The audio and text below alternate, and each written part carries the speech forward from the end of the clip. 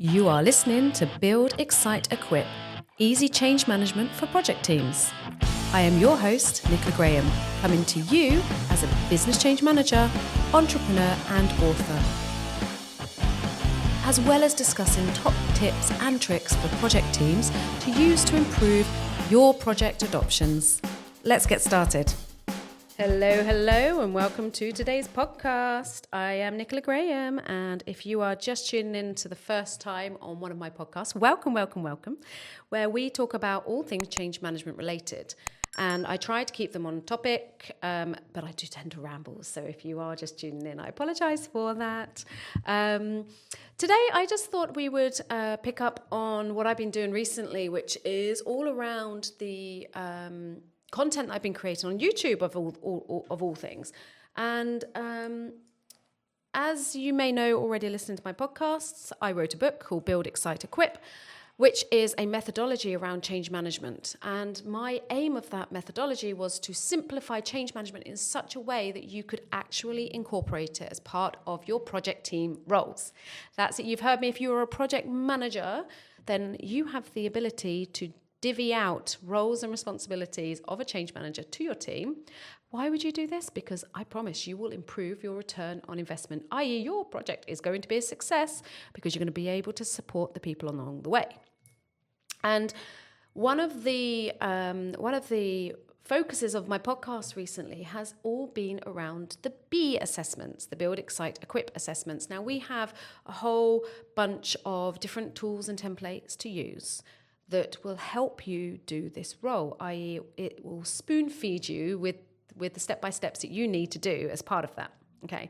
And when I was going through and explaining these different assessments on my horrendously drawn handwriting, I realised I don't write anymore, guys. What's happened to my handwriting? It is shocking. So when you watch those, do have a giggle for me, because I promise you're going to look at them and go, oh my goodness, what was she thinking? But anyway, I do digress.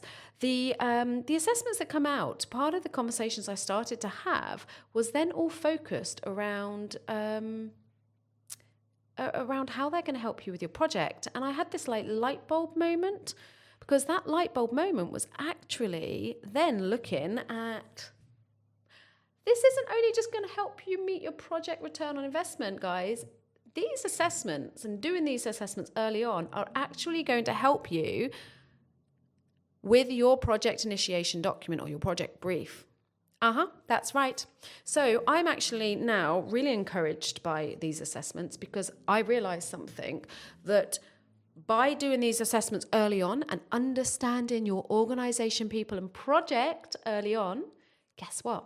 You're going to write a beautiful project business case, project brief, whatever your terms are for, i.e. the document that talks about why and what you're going to do as part of your project. You're going to write such a good, accurate, knowledge-based part of that, because you've understood the people early on, that you're going to actually be able to meet your time, cost and quality better. I know, right? Sounds too good to be true. Well, it is not. So I just wanted to go through those assessments. Now, it's kind of like a bit of a short and sweet one today, because a lot of this is on the YouTubes, and I want you to watch my YouTube videos. It's simple as that, right? But let's talk about the different assessments that I talk about in the YouTube videos, and then let's talk about why I think that they are potentially going to help you, or they will help you when writing your project brief. Now, we start with one that is actually focused on stakeholder assessments.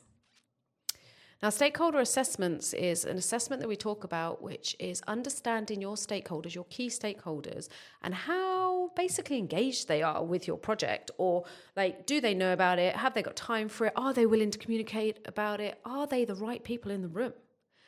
Literally, this assessment is really, really clever, because it asks questions in a way that your key stakeholders answer. And then from those results, you can layer all of the different people, and you can start to see patterns. And those patterns will help you to determine if you've actually communicated early on enough, if the right key stakeholders are there and they're actually willing to do this, and you can address it really quickly. i.e. if you're writing a project brief and your project brief says, our key sponsor is going to be Bob Jones, just made that name up, then actually, once you do the stakeholder assessment, you may realise that Bob Jones hasn't got a clue, he's not motivated, he doesn't even see the correlation between your project and what his initiatives are trying to do. And therefore, Bob Jones is not the right person for you. And you can quickly adjust your project initiation document to say, actually, we need to actually delegate, or Bob needs to delegate to somebody else, and this is why. And it isn't just you saying, oh, I've got a hunch. It's you saying, here's the facts, guys. Actually, we need to pivot, and we need to pivot to the right person. And that person could be X, Y, and Z, or we don't know what that person is, but essentially it's going to help you draft that through your documentation. Another one that we talk about in the YouTube is the social network analysis. The social network analysis is understanding the social networks between people within your organization. It is my favorite. It's so much fun and it's so bleeding accurate. You would not believe it. What that does is it helps to identify the true champions and the true advocates within your organization. It is not the focus of, hey, hierarchically speaking, I know Owen Wilson, I'm pretty sure that's an actor now. I'm moving on to actors. Owen Wilson, let's roll with this. Owen Wilson is actually the managing director, therefore he's immediately going to be a good influencer, right? That is wrong, I'm afraid. Social network analysis helps you to define that. So why is that good for you? Because actually, the earlier on in your project that you are identifying those SNAs, the social network analyses, the change agents as we call them. Don't worry, we explain this all in our training. Come on over and take a look. The moment you understand and identify them, you can actually allocate time and budget to be able to ensure that you've got the support for these change agents earlier on. The next one we do is all around the organisation. Now, the organisation is essentially around the maturity of the organisation. This one is a crucial one. And if you don't do anything else today, please do this one. Well, actually, I'm going to be biased. There's a few I really want you to do. One of this is the organisation. And the organisational maturity is knowing or understanding how people adapt to change, how quickly they adapt to change, if they're willing to change, if they have the support in place. And all of these will help literally structure your resource planning and your timing. What do I mean? I'm glad you asked. So resource planning is all around, actually, guys, this is a massive change to the industry, and we are really immature as a mature organization is considered, and therefore there is absolutely no way that we can do this within this team with the resources we have today.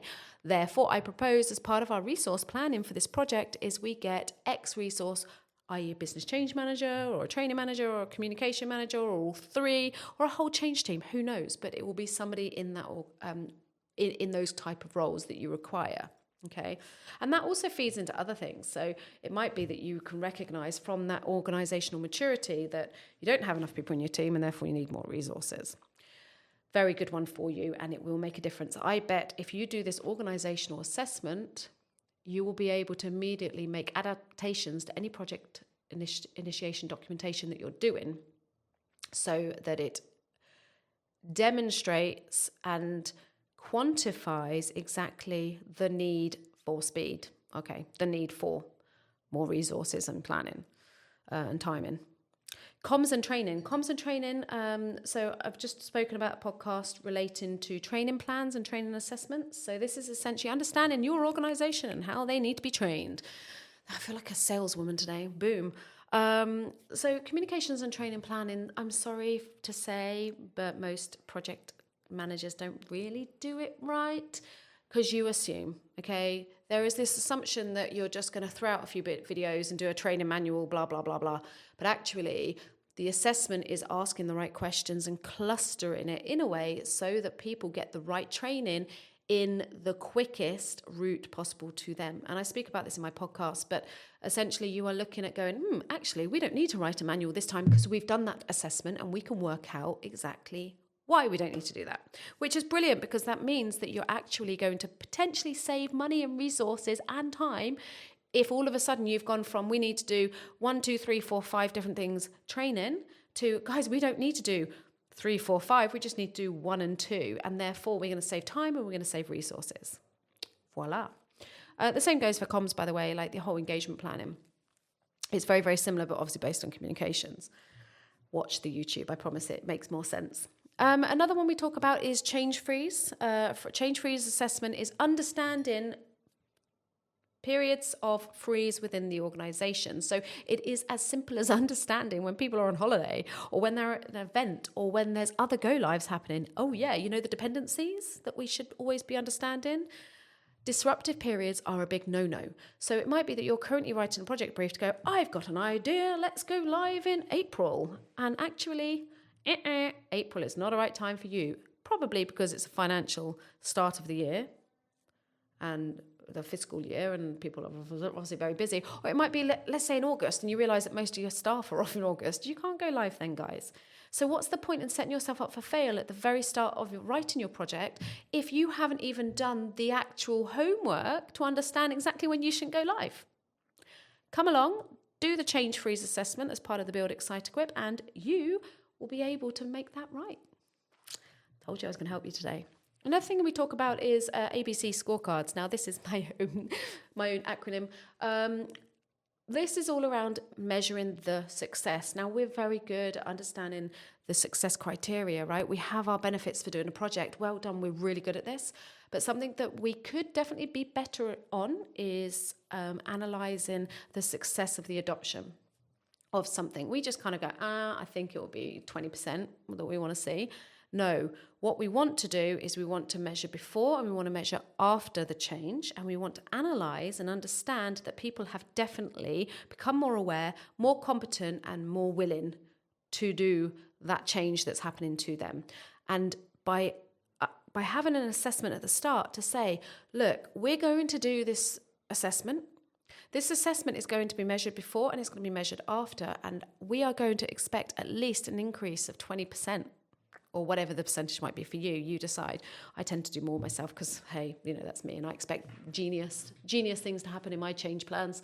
But essentially, you need to measure before, you need to measure after, and that will strengthen the start and the end of your project because you'll be able to really demonstrate that quality that you've put in.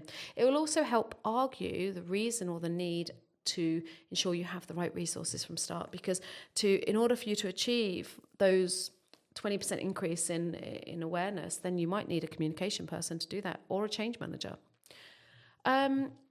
The other one is all focused on change impact.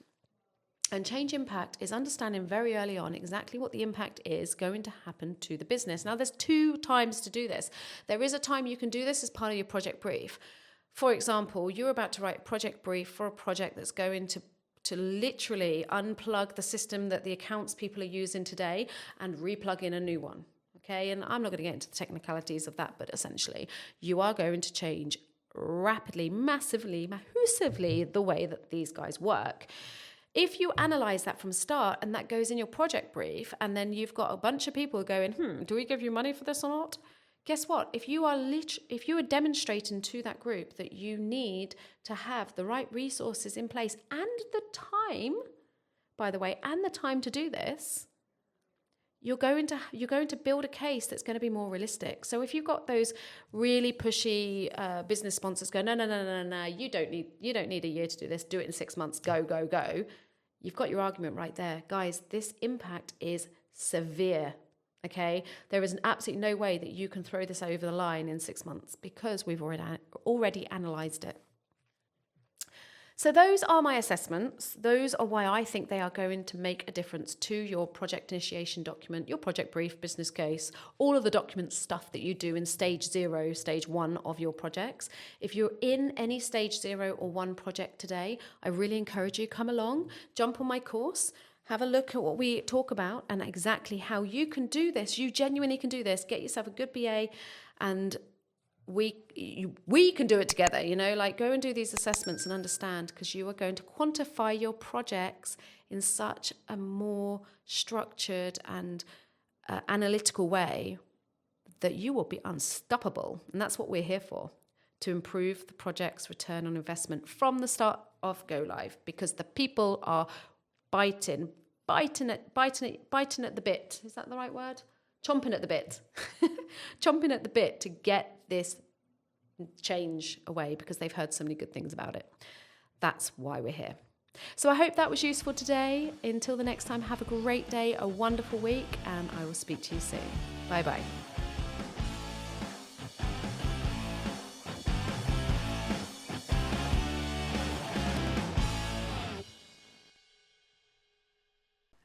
That's a wrap. I hope you enjoyed today's content. Don't forget, guys, click and subscribe for more content coming your way very soon. And whilst you're at it, how about something free of charge? Yeah, that's right. I said free of charge. Sign up now, www.bechange.co.uk, where we are giving you a free change management course. That's right, the Build, Excite, Equip Foundation course, where we will educate you within 2 hours exactly why change management is crucial to project teams, but also how project teams can do this role within their existing activities. That's right, you truly can take people on that journey with you in your projects, and you can improve your project success. I promise you improved return on investment. Check it out today. Bye-bye.